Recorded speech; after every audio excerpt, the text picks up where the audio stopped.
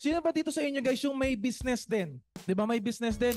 And syempre, ang katulad nga ng sinabi niya, parang mahirap pagsamahin yung business, finance sa personal finance. Agree? 'Di ba? And napakahirap kung naghahalo talaga silang dalawa.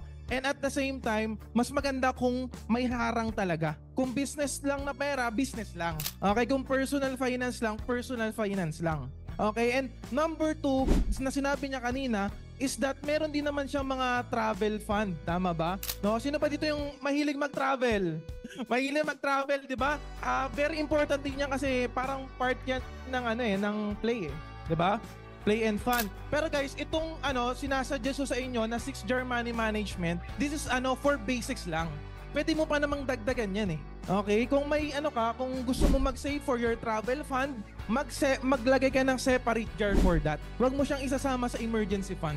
Okay? Kailangan laging hiwalay. Okay? Kung may naghihiwalay man ngayon, ito lang yung magandang hiwalay. Okay? Mamamanage mo siya ng maayos. Ayun yung kagandahan nun. Okay? No, so at the same time basta ganun lang guys. Pwede kayong mag 7 or 8 jars, depende 'yun sa inyo.